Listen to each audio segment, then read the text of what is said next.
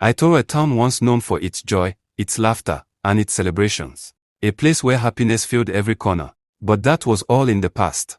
The laughter faded, replaced by fear. The village that once knew peace became a place of terror. Every tragedy has a beginning, and this one began with King Adewale, the most fearsome ruler the land had ever known. To survive under his reign, all chiefs bowed to his will. Those who refused became prey for his beasts. King Adewale conquered kingdoms, seized their treasures, and took captives, leaving destruction in his wake. But his ambition did not end there. He sought power beyond imagination, receiving it from a sorcerer's dark hand, ignoring the warning that after 15 years of his reign, once every year the consequences would return. 15 years passed since his death. For a time, the people of Ayetoro knew peace. Joy returned, celebrations filled the streets, and hope blossomed once more. Yet, after 15 years of peace, the deadliest challenge of their lives was to descend upon them. The land of Ayetoro was once filled with life, but after the terror that struck their peace, the people were left in fear and confusion. The king, desperate for answers, summoned his elders and priests from all corners of the kingdom.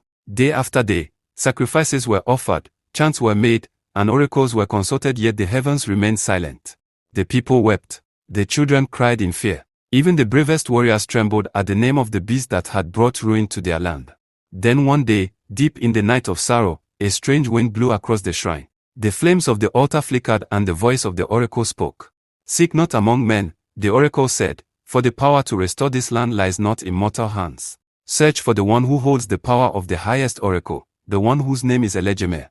The priest bowed low in awe and carried the message to the king. When the king heard these words, hope sparked again in his heart. He rose from his throne and commanded his greatest hunters, warriors, and messengers to go forth, to search every kingdom, every mountain, every valley, and every nation for the one who holds the power of the Most High.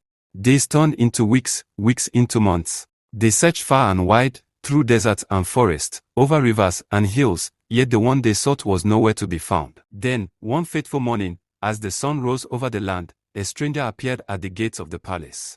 Dressed in simple robes, his eyes shone with peace and purpose. He asked to see the king. When he stood before the throne, the court grew silent. The man spoke with calm authority and said, "O king, fear no more. I have been sent by Elegemer, the Most High God, to bring peace to this land." The king, astonished, leaned forward and asked, "Then tell me, what sacrifice must be made to end this suffering?" The messenger smiled gently and said, "The true Son of the Most High has already paid every price. No more blood must be shed, for the greatest sacrifice has already been made."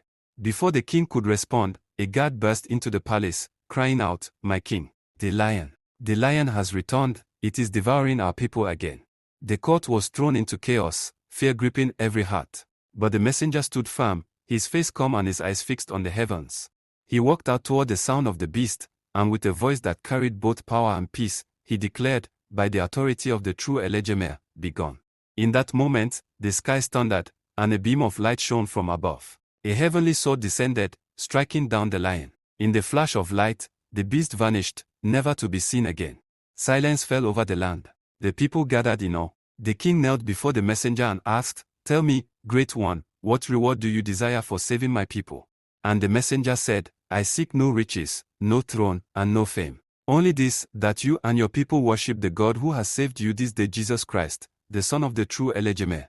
The king's heart was moved. He rose and declared before all, "From this day forward, we shall serve the living God, the true Elegemer who reigns above all." And so it was. The drums of Ayetoro beat once again, not for fear, but for joy. The children laughed, the elders sang, and the people danced in celebration. The land that once knew sorrow was restored to peace, and the joy that was lost was found again. Music swells softly as narration fades. For where the light of Elegemer shines dark,